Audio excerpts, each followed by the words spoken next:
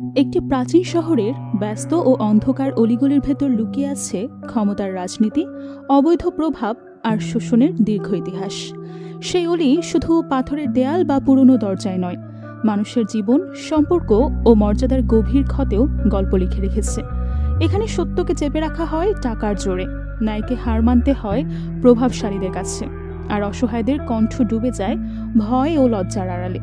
কিন্তু যখন অন্যায় সীমানা ছাড়িয়ে যায়, তখন অসহায় মানুষগুলো মরিয়া হয়ে ওঠে প্রতিশোধের আগুনে।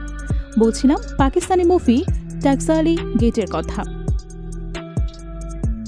লাহোর শহরে অবস্থিত ঐতিহাসিক এক স্থান হচ্ছে ট্যাক্সালি গেট, যেখানে মোগল আমলের স্থাপত্য আর আধুনিক সমাজের দম্ভ পাশাপাশি দাঁড়িয়ে আছে। এই এলাকায় আছে হীরামন্ডি, যা পাকিস্তানের অন্যতম প্রাচীন এবং বিতর্কিত যৌনপল্লী। এই পল্লী রেড লাইট এরিয়া নামেও পরিচিত। এই রেড লাইট এরিয়ারই একটি কঠোর দৃশ্য এটি। কঠোর মেয়েদের সাথে কাস্টমারদের ঝামেলা এখানকার রোজকার ঘটনা। এই কোঠায় রাত চলে মুস্কান নামের এক নারীর। মুস্কান কোঠার নারী হলেও তার মধ্যে কোনো অহংকার নেই। তার চোখে আছে একরাশ ক্লান্তি আর গভীর এক উপলব্ধি। সে জানে সমাজ তাকে ঘৃণা করে, তবুও সমাজের মাঝে সাহসী নারী হিসেবে নিজেকে তৈরি করেছে সে। মুস্কান অনেক স্বাধীনচেতা একজন নারী, নিজের অধিকার আদায়ে বরাবরই সোচ্চার সে। যাই হোক, রেড লাইট এরিয়ার জন্ম নেওয়া আরেক মেয়ে হচ্ছে জয়নব। এই এলাকায় জন্ম নিলেও জয়নব কিন্তু এই পেশার সাথে জড়িত না। মূলত জয়নবের বাবা হামিদ একজন নৃত্যশিল্পী, বিয়েবাড়িতে নাচ করে অর্থ উপার্জন করে। সমাজের মানুষ তাকে নর্তকী হিসেবে চেনে। রেড লাইট এরিয়ায় বাস করার কারণে তাদেরকে সবসময় অবজ্ঞা আর ঘৃণার চোখে দেখা হয়। বলতে গেলে সমাজে তাদের অবস্থান পেশাদার দেহ ব্যবসায়ীদের মতো। জয়নব হচ্ছে বাবার একমাত্র মেয়ে। জয়নবের মা নেই, পরিবার বলতে শুধু জয়নব আর তার বাবা। তবে জয়নবের একজন ভালোবাসার মানুষ আছে। সে ভালোবেসেছে চৌধুরী কামরান নামের এক সম্ভ্রান্ত পরিবারের ছেলেকে, বড়লোক বাবার বকে যাওয়ার সন্তান। বাবার রাজনৈতিক ক্ষমতার অপব্যবহার বেশ ভালোভাবেই করে। কামরানের ভালোবাসায় অন্ধ জয়নবের চোখে কামরানের খারাপ দিকগুলো একদমই চোখে পড়ে না। জয়নব কামরানকে এতটাই বিশ্বাস করে যে একদিন কামরানের সাথে দেখা করতে একাই তার বাড়িতে চলে যায়। জয়নবের বাড়িতে তার বাবা নেই, আবার কামরানের বাড়িতেও তার বাবা নেই। দুজনেই গেছে মহল্লার একটা বিয়ে বাড়িতে।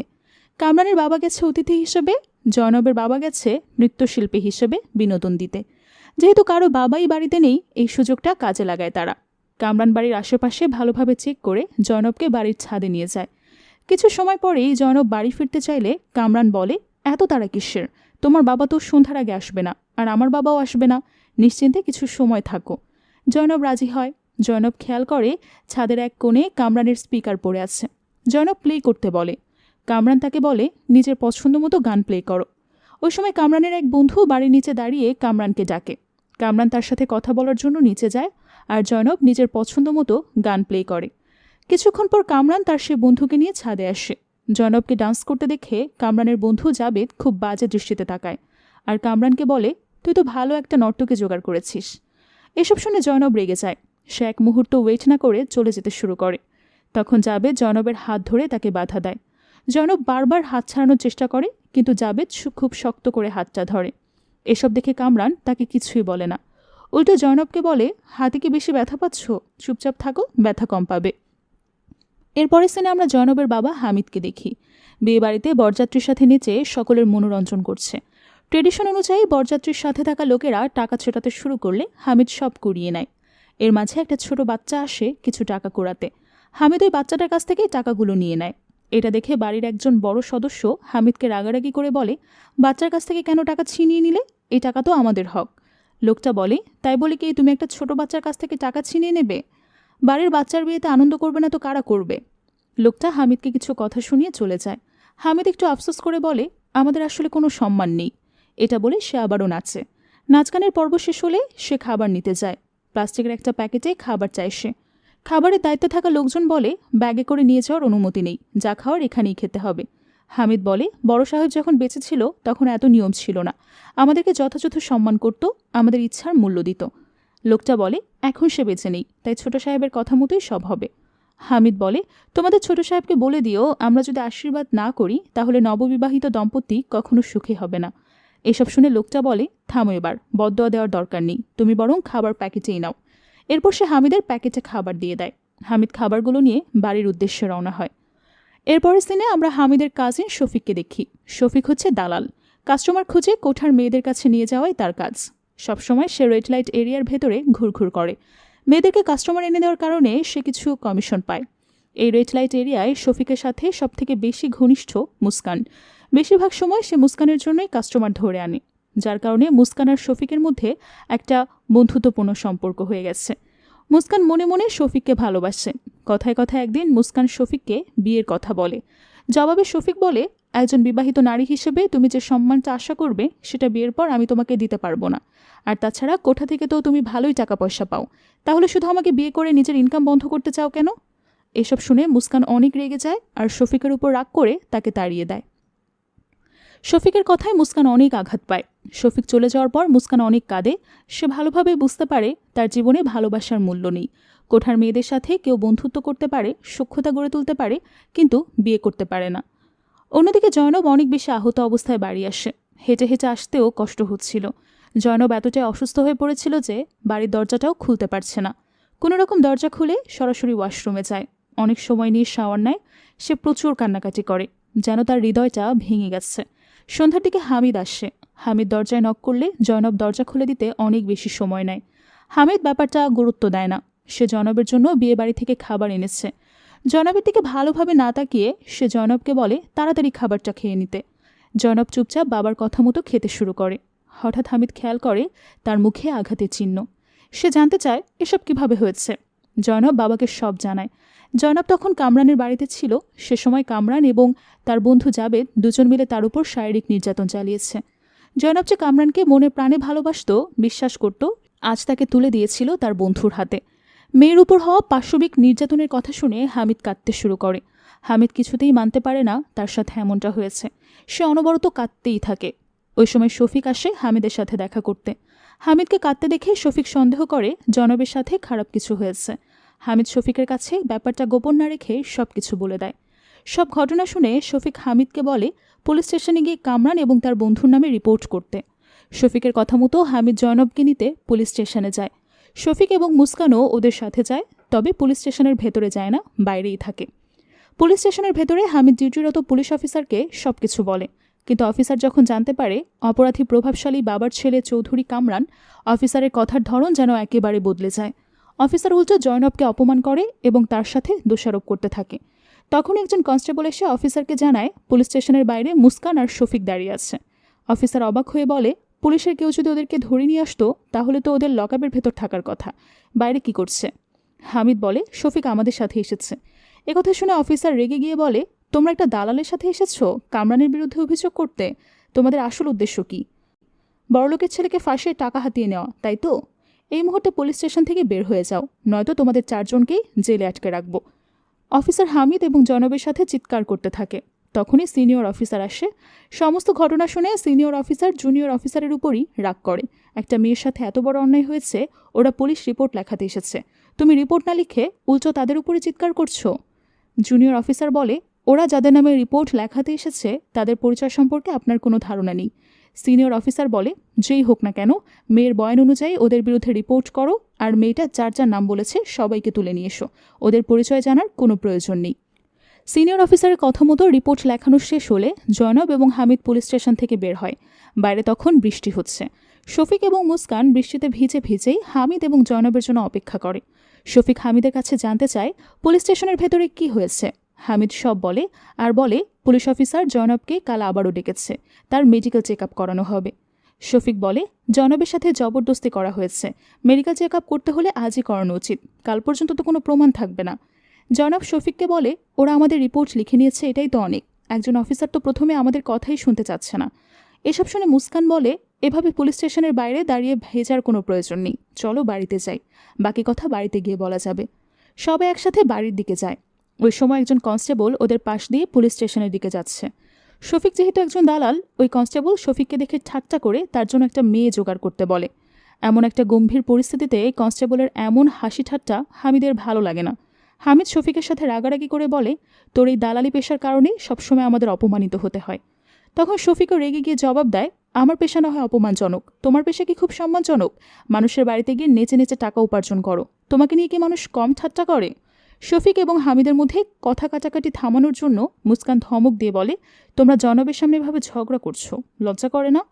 শফিক বলে, জনাব এখন বড় হয়েছে, তারও জানা উচিত সে কোন পরিবারে জন্ম নিয়েছে। এসব কথা বলে শফিক সেখান থেকে চলে যায়। পরদিন সকাল হতেই ওই জুনিয়র অফিসার কামরানের বাবাকে কল করে সব জানায়। ছেলের অপকর্ম আর তার বিরুদ্ধে হওয়া রিপোর্টের কথা শুনে সে প্রচণ্ড রেগে যায়। সমাজে কামরানের বাবার বেশ মর্যাদা, সেখানে তার ছেলে এমন অপকর্ম যেন তার মান সম্মান শেষ করে দিয়েছে। কামরানের বাবা তার কর্মচারীকে বলে যত দ্রুত সম্ভব কামরানকে তার সামনে হাজির করতে। ওই কর্মচারী কামরানের বাবার কথা মতো তাকে ডেকে পাঠায়। কামরান তখন পর্যন্ত জানত না তার নামেই এমন কিছু হয়েছে। কামরান তার বাবাকে দেখেই এমন জরুরি তলবের কারণ জিজ্ঞেস করে।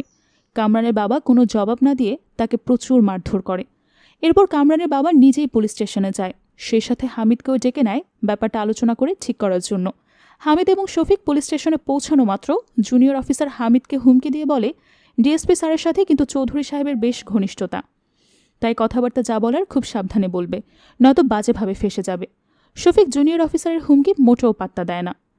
এরপর ওরা সিনিয়র অফিসারের রুমে গেলে সিনিয়র অফিসারের উপস্থিতিতে দুই পক্ষের মধ্যে আলোচনা হয়। কামরানের বাবা নিজের সাথে গ্রাম প্রধানকে নিয়ে এসেছে। গ্রাম প্রধান বলে, যা হবার তা তো হয়েছে। হামিদের মেয়ে যদি চৌধুরী সাহেবের ছেলের সাথে সম্পর্কে না জড়াতো তাহলে এসব হতো না। দেখতে গেলে তো দোষ ছেলে মেয়ে দুজনেরই। একটা ছেলে আর একটা মেয়ে নিরিবিলি জায়গায় দেখা করলে এমন হবেই, তাই ব্যাপারটা এখানেই শেষ করা উচিত। শফিক বলে, কিভাবে শেষ করব? ব্যাপারটা ততটা সহজ না। চৌধুরী সাহেবের ছেলে একা কিছু করেনি, তার বন্ধুকেও এনেছে, আমাদের মেয়ের সম্মান নষ্ট করেছে। শফিকের কথা শুনে চৌধুরী চিৎকার করে বলে, চুপ করো দালাল, নিজের সম্মানের কথা চিন্তা করে এতক্ষণ পর্যন্ত চুপ ছিলাম। আমি খুব ভালোভাবেই জানি সমাজে তোমাদের মান সম্মান কতটা, টাকার জন্য তোমরা সব করতে পারো। এরপর চৌধুরী হামিদকে উদ্দেশ্য করে বলে, কত টাকা লাগবে তোমাদের মুখ বন্ধ করতে? কত টাকা দিলে ব্যাপারটা এখানেই শেষ করবে? হামিদ কোনো উত্তর দেয় না, তাই চৌধুরী নিজ থেকেই 20 লাখ টাকা দেয়। হামিদ টাকা নিতে রাজি হয় না। তখন সিনিয়র অফিসার হামিদকে থাপ্পড় মেরে বলে, চৌধুরী সাহেব 20 লাখ টাকা দিতে চাচ্ছে, চুপচাপ নিয়ে এখানেই রফা দফা করো। আমি বেঁচে থাকতে এই পুলিশ স্টেশনে চৌধুরী সাহেবের ছেলের নামে কোনো মামলা হবে না। আসলে টাকার কাছে সবাই নত স্বীকার করতে বাধ্য হয়। যে অফিসার একদিন আগেও কামরানের বিরুদ্ধে রিপোর্ট না লেখায় তার জুনিয়র অফিসারের সাথে চিৎকার করছিল, সে অফিসারই আজ কমপ্লেন উঠিয়ে নিতে বলছে। সিনিয়র অফিসার হামিদকে বলে, তোমাকে একদিন সময় দিচ্ছি, এর মধ্যেই তার ছেলের বিরুদ্ধে লেখা কমপ্লেন উঠিয়ে নেবে, না হলে তোমার এই দালাল ভাই আর তোমার মেয়ে তিনজনকে হাজতে বন্দি করে রাখবো। হামিদ একেবারে চুপচাপ হয়ে পড়ে। প্রচণ্ড হতাশা নিয়ে হামিদ এবং শফিক বাড়ি ফিরে যায়। অন্যদিকে কামরান এবং তার বন্ধু জাবেদের মধ্যে কোনো অনুশোচনা নেই, বরং জনবের সাথে ওরা যা করেছে সেটা নিয়ে মজা করতে থাকে। জনব তার বাবার সাথে পুলিশ স্টেশনে গিয়ে কমপ্লেন করেছে, এটা জানতে পেরে কামরান প্রচণ্ড রেগে যায়। সে ডিসিশন নেয় জয়নবকে চরম শিক্ষা দেবে। এদিকে বাড়ি ফিরে শফিক এবং হামিদ জয়নব আর মুস্কানের সাথে চৌধুরীর বলা কথাগুলো নিয়ে আলোচনা করছে। ওরা বুঝতে পারে না এই সিচুয়েশনে কি করবে। এর মাঝে শফিক বলে, ছেলের অপকর্মে চৌধুরীর মাঝে কোনো অনুশোচনা নেই। এই কথা শুনে মুস্কান বলে, কিভাবে থাকবে? চৌধুরী তো তার ছেলের থেকেও বড় কুলাঙ্গার, অনুশোচনা তো দূরের কথা, দেখো গর্ববোধ করছে। জয়নব জিজ্ঞেস করে, তুমি কিভাবে জানলে তার ছেলের থেকেও সে বড় কুলাঙ্গার? মুস্কান বলে, আমি 15 বছর ধরে এই এলাকায় থাকি, এখানকার প্রতিটা পুরুষকে আমি ভালোভাবে চিনি। ওরা কথা বলছিল, ঠিক ওই মুহূর্তে কামরান আর জাবেদ আসে। সকলের সামনে কামরান জয়নবকে আজে বাজে কথা বলে। এক পর্যায়ে সে জয়নবের শরীরে হাত দেয়। তখন হামিদ কামরানকে সরিয়ে দিয়ে হুমকি দিয়ে বলে, চুপচাপ এখান থেকে যাও, নয়তো আমি তোমার বাবাকে ফোন করে জানিয়ে দেব তুমি এখানে এসেছ। হামিদের কথা শেষ হওয়ার আগেই কামরান হামিদের ফোন ছিনিয়ে নিয়ে ভেঙে ফেলে। কামরানের আচরণে জয়নব অনেক ঘাবড়ে যায়। কামরান জোরপূর্বক জয়নবের বাড়িতে বসে খাবার খায়। এরপর সে অশ্লীল আচরণের উদ্দেশ্যে মুস্কানের গায়েও হাত দেয়। এতে শফিক অনেক রেগে যায়। শফিক চিৎকার করে বলে, তোমরা কি চাও? জাবেদ বলে, এখানে সবকিছু ঠিকঠাক করতে এসেছি। চৌধুরী সাহেবের আদেশ, জয়নব যতক্ষণ পর্যন্ত কামরানকে ক্ষমা করে কমপ্লেন উঠিয়ে না নিচ্ছে ততক্ষণ কামরানকে বাড়িতে ঢুকতে দেবে না, তাই চুপচাপ কামরানকে ক্ষমা করে দিয়ে কমপ্লেন উঠিয়ে নাও। এরপর কামরান পকেট থেকে টাকা বের করে বলে, যা হবার হয়েছে ভুলে যাও, আমি আমার পক্ষ থেকে 50,000 টাকা দিচ্ছি, ক্ষমা করে দাও। মুস্কান রেগে বলে, 50,000 টাকা দিয়ে একটা মেয়ের সম্মান কিনতে এসেছ? জাবেদ বলে, 50,000 টাকা তো তোমার পুরো মাসের ইনকামের থেকেও বেশি, তোমার তো শরীর বেঁচে খাও, তোমাদের আবার সম্মান কিসের? জয়নব এবার সাহস নিয়ে জাবেদের গালে সজোরে একটা থাপ্পড় মারে আর দুজনকে বাড়ি থেকে বের করে দেয়। এর কিছুদিন পর হামিদ আর শফিক জয়নবকে নিয়ে কোর্টে যায়। জয়নব একজন মহিলা উকিলের সাহায্য নিয়ে কামরান এবং তার বন্ধুর বিরুদ্ধে কেস ফাইল করে। আজ শুনানির প্রথম দিন। জয়নব উকিলের সাথে দেখা করে পরামর্শ চায় কিভাবে ন্যায় বিচার পাবে। জয়নবের সমস্ত কথা শুনে উকিল বলে, তোমার কি মনে হয় কেস করলে ন্যায় বিচার পাবে? জয়নব বলে, কেস করলে অন্তত অন্যায়ের বিরুদ্ধে লড়াইটা শুরু হবে। উকিল জয়নবকে বুঝিয়ে বলে, ব্যাপারটা এত ইজি না। পুলিশ চৌধুরীর পক্ষে, মামলা করলে পুলিশ ওদের পক্ষেই থাকবে। চৌধুরী অত্যন্ত ক্ষমতাবান, ওরা খুব সহজেই তোমার বাবার চাচার বিরুদ্ধে সাক্ষী দেবে। উল্টো তোমার চাচার পেশা নিয়ে তার বিরুদ্ধে মামলা করে দেবে। এছাড়া তোমাকেও চরমভাবে অপমানিত করবে। ওরা আদালতে প্রমাণ করে দেবে তুমি টাকার জন্য এমন কাজ করেছ। উকিলের সমস্ত নেগেটিভ কথা শুনে জয়নব বলে, আপনি আসলে কার পক্ষে, আমার নাকি অপরাধীদের? উকিল বলে, আমার সর্বপ্রথম কাজ হচ্ছে ক্লায়েন্টকে সঠিক উপদেশ দেওয়া। আমি চাইলেই টাকা নিয়ে তোমার কেস শুরু করতে পারি, কিন্তু আমি তোমাকে বাস্তবতা বোঝাচ্ছি। জয়নবকে হতাশ হতে দেখে উকিল বলে, ঠিক আছে, চলো দেখি তোমার কেসের ব্যাপারে কিছু করা যায় কিনা। অন্যদিকে শফিক হামিদকে বলে, আমার মনে হয় টাকা পয়সা নিয়ে ব্যাপারটা শেষ করাই ভালো। দোষ কিছুটা জয়নবেরও। চৌধুরীর ছেলের সাথে সম্পর্কে জড়ানোর আগে কি ভাবা উচিত ছিল না ওর? একটা বড় ক্ষতি হয়ে যাওয়ার পর আমাদেরকে সে বলেছে, আগে তো বলেনি। শফিকের কথা শুনে হামিদ হতাশ হয়ে বলে, আসলে তুই এখনো বিয়ে করিসনি তো, তোর কোনো ছেলে মেয়ে নেই তো, তাই এই ধরনের কথা বলছিস। জয়নব যদি তোর নিজের মেয়ে হতো তাহলে বুঝতে পারতি। শফিক বলে, চৌধুরীর সাথে ঝামেলায় জড়ালে হিতে বিপরীত হতে পারে, তাই তোমাকে বলছি ব্যাপারটা ঠিক করে ফেলতে। এদিকে উকিল জয়নবকে তার আর তার কিছু কেসের ব্যাপারে জানায়, যেখানে ক্ষমতার জোরে অপরাধী পার পেয়ে গেছে। এরপরেই উকিল জয়নবকে বলে, আমি কোর্টে যতই চেষ্টা করি না কেন ন্যায় বিচার পাইয়ে দিতে পারবো না। ক্ষমতার জোরে তারা নির্দোষ প্রমাণিত হয়েই যাবে। তুমি স্বেচ্ছায় চৌধুরীর ছেলের কাছে গিয়েছিলে, এটা অস্বীকার করতে পারবে না। তবে তোমার সাথে যেটা হয়েছে, কামরান তার বন্ধুকে ডেকে তোমার সাথে যা করেছে সেটা অবশ্যই অন্যায়, কিন্তু এর কোনো প্রমাণ তোমার নেই। তোমার সাথে যখন এসব হয়েছে আশেপাশের কেউ দেখেনি, তাই কোনোভাবে তুমি কোর্টে প্রমাণই করতে পারবে না। অন্যদিকে চৌধুরীও কোর্টের সামনে চলে আসে। চৌধুরী হামিদের সাথে রাগারাগি করে বলে, শেষ পর্যন্ত কোর্ট পর্যন্ত টেনে আনলে, এখনও সময় আছে, ঝামেলা শেষ করো। তবে এবার চৌধুরী টাকার পরিমাণ কমিয়ে দিয়েছে। প্রথমে যদিও সে 20 লাখ টাকা অফার করেছিল, কিন্তু এখন 10 লাখ টাকা দিতে চায়। হামিদ চৌধুরীর কথায় কোনো উত্তর দেয় না। চৌধুরী রেগে গিয়ে চিৎকার করে বলে, তোমাদের কারণে আমার ছেলেকে বাড়ি থেকে বের করে দিয়েছি। এখন সে তার কোনো এক লাফাঙ্গা বন্ধুর সাথে ঘুরছে। তোমাদের কারণে আমি তাকে বাড়িতেও নিতে পারছি না, তাই বলছি চুপচাপ কেসটা উঠিয়ে নাও। এর কিছুক্ষণ পর চৌধুরী তার দুজন কর্মচারীর সাথে আলোচনা করে কিভাবে কোর্টের ব্যাপারটা হ্যান্ডেল করবে। ওই সময় জয়নব এবং তার উকিলকে একসাথে দেখে চৌধুরীর এক কর্মচারী জয়নবকে উদ্দেশ্য করে বাজে কথা বলে। জয়নবের উকিল কথাটা শুনে চৌধুরীর ওই কর্মচারীর সামনে গিয়ে তাকে জুতো পেটা করতে চায়। এরপর চৌধুরীকে বলে, বাড়ি থেকে বের হওয়ার সময় আপনার পালিত কুকুরদের মুখে লাগাম দিবেন, নয়তো তাদের কৃতকর্মের জন্য পরবর্তীতে আপনাকেও অপমানিত হতে হবে। এটা বলে উকিল জয়নবকে নিয়ে চলে যায়। তখন চৌধুরীর কর্মচারীরা চৌধুরীকে বলে, একটা মহিলা আপনাকে এত কিছু বলল, আপনি কিছু বললেন না কেন? চৌধুরী তার গালে থাপ্পড় মেরে বলে, এই কথাগুলো যদি কোনো পুরুষ বলতো তাহলে ছিঁড়ে ফেলতাম, শুধুমাত্র মহিলা বলেই কোনো উত্তর দেইনি। এদিকে উকিল জয়নবকে সান্ত্বনা দিয়ে বলে, সব কিছু ঠিক হয়ে যাবে। জয়নব বলে, সৃষ্টিকর্তার উপর ভরসা আছে, কিন্তু আপনাদের উপর ভরসা নেই। এই কেসটা শুধু আমার আর কামরানের না, এই কেসটা এখন আমার বাবার মতো নিচু শ্রেণীর লোক আর চৌধুরীর মতো উঁচু শ্রেণীর লোকের মধ্যে, যেখানে কেস শুরুর আগেই আপনি পরাজয় স্বীকার করে নিয়েছেন। আমি ভবিষ্যৎ দেখতে পাচ্ছি, কিভাবে চৌধুরী কোর্টের সকলের সামনে আমাকে অপদস্থ করবে বুঝতে পারছি। উকিল বলে, সবে যখন বুঝতে পারছো তাহলে কেন কেস করতে এসেছো? জয়নব বলে, যদি কোনোভাবে পেয়ে যাই সে আশায়। জয়নব অনেক আক্ষেপ করে নিজের অসহায়ত্ব নিয়ে বলতে থাকে। উকিল তার মনের অবস্থা বুঝতে পারে, সিদ্ধান্ত নেয় ন্যায় বিচার পাইয়ে দেওয়ার জন্য যথাযথ চেষ্টা করবে। কিছুক্ষণ পর কোর্টের কার্যক্রম শুরু হয়। বিচারক সবার আগে জয়নবের উকিলকে তার বক্তব্য রাখতে বলে। জয়নবের উকিল বলে, কামরান আমার ক্লায়েন্টকে ফাঁদে ফেলে নিজের বাড়িতে নিয়ে গেছে, তারপর তার বন্ধুকে ডেকে দুজন মিলে গ্যাংরেপ করেছে। আমার ক্লায়েন্ট পুলিশের কাছে গিয়েছিল রিপোর্ট লিখতে, কিন্তু 48 ঘন্টা পার হয়ে যাওয়ার পরেও পুলিশ রিপোর্ট নেয়নি, তার কোনো মেডিকেল চেক আপও করায়নি। জয়নবের উকিলের বক্তব্য শোনার পর বিচারক কামরানের উকিলকে কথা বলার সুযোগ দেয়। কামরানের উকিল জয়নবকে কাঠগড়ায় ডেকে জিজ্ঞেস করতে চায়। বিচারক পারমিশন দিলে জয়নব কাঠগড়ায় আসে। কামরানের উকিল তাকে জিজ্ঞেস করে, কোথায় থাকেন আপনি? জয়নব বলে, ট্যাক্সালি গেট এরিয়ায়। কামরানের উকিল ঠাট্টা করে বলে, সে গেটেই তো হীরামন্ডি আছে, তাই না? হীরামন্ডির মেয়েরা কি জন্য বিখ্যাত সেটা তো সবাই জানে।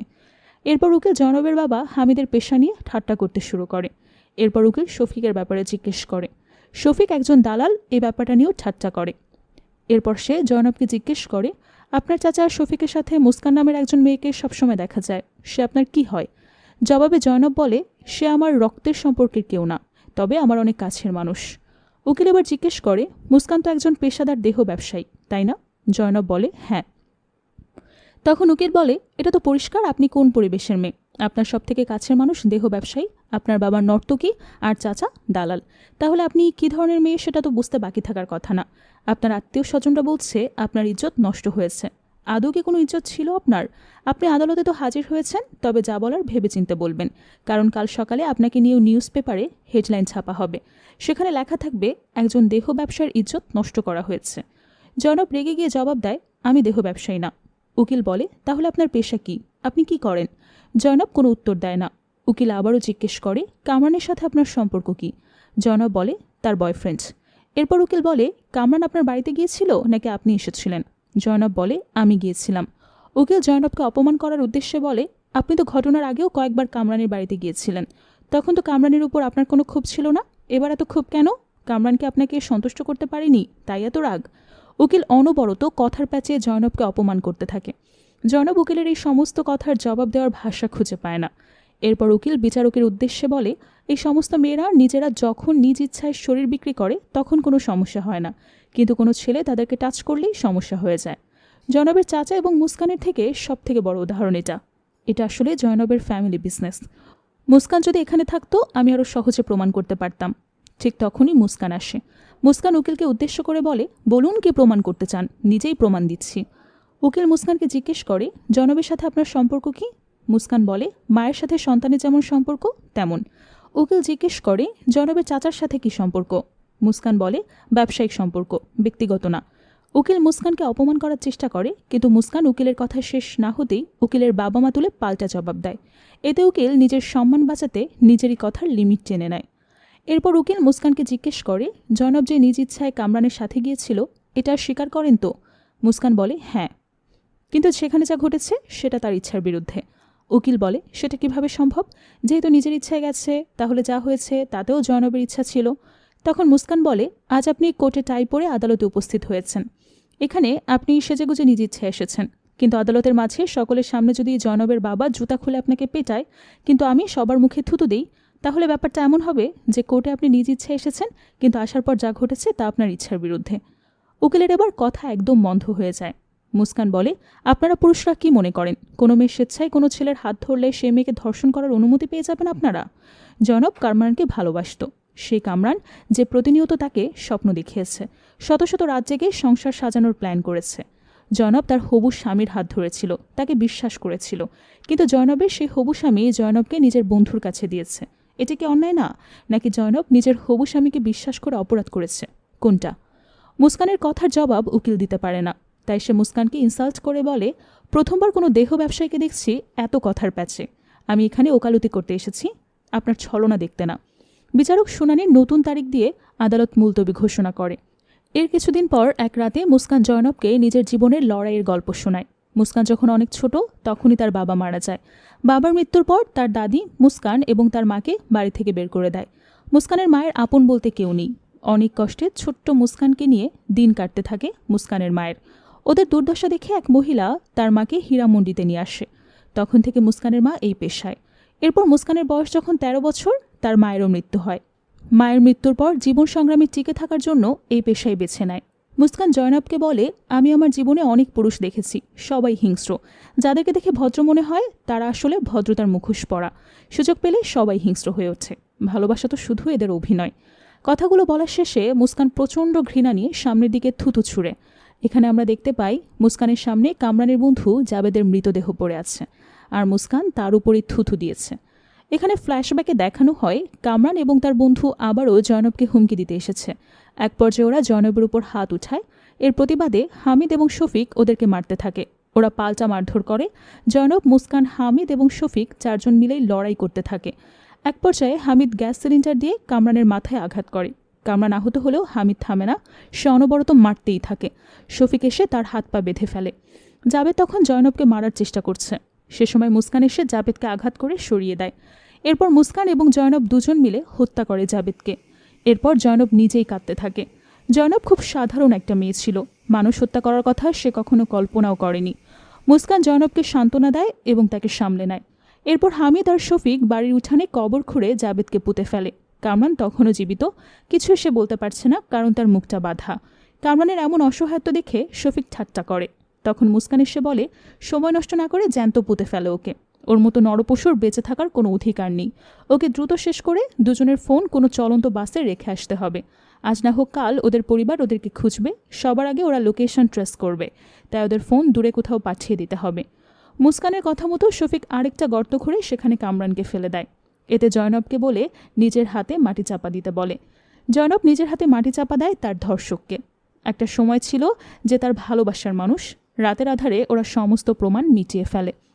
এরপর কোর্টের পরবর্তী শুনানির দিন জয়নব কোর্টে গিয়ে কেস উঠিয়ে নেয় আর চৌধুরীকে হুমকি দিয়ে বলে, এবারের মতো আমি আপনাদের ছেড়ে দিলাম, কিন্তু কখনো যদি আপনার ছেলে আমার সামনে পড়ে তাহলে পরের বার আর কোর্টে আসবো না, মিডিয়ার লোকদের ডেকে সব কিছু বলবো। এরপর জয়নব বলে ডিল অনুযায়ী পুরো টাকা আমার বাবার হাতে বুঝিয়ে নেবেন। চৌধুরীর দেওয়া টাকা নিয়ে বাড়ি ফেরার সময় হামিদ এবং শফিক চৌধুরীকে নিয়ে ঠাট্টা করতে থাকে। ওরা হাসতে হাসতে বলে চৌধুরী কখনো কল্পনাও করতে পারবে না এক নর্তকীর মেয়ে চৌধুরীর ছেলের উপর প্রতিশোধ নিয়েছে, আবার প্রতিশোধের বিনিময়ে পেমেন্টও নিয়েছে। এই সব কিছুর পর জয়নব নতুন করে জীবন শুরু করে। জয়নবের জীবনে আবারও ভালোবাসা আসে, তবে সে কামরানের মতো কাপুরুষ না। সত্যিকারের অর্থেই সে জয়নবকে ভালোবাসে এবং সম্মান করে। মুস্কানের জীবনের সুখের দিন আসে। শফিক মুস্কানকে বিয়ের প্রপোজাল দেয়, মুস্কানও নীরব সম্মতি জানায়। আর এখানেই আজকের এই মুভিটি শেষ হয়। এই গল্প আমাদের বুঝিয়ে দেয় ক্ষমতা ছাড়া ন্যায় বিচার পাওয়া সহজ না, বিশেষ করে যখন অন্যায়ের শিকড় সমাজে গভীরভাবে প্রথিত থাকে। তবুও মনের সাহস থাকলে অন্ধকার যত ঘনই হোক না কেন, আলো একটা দিন ফুটে উঠবেই।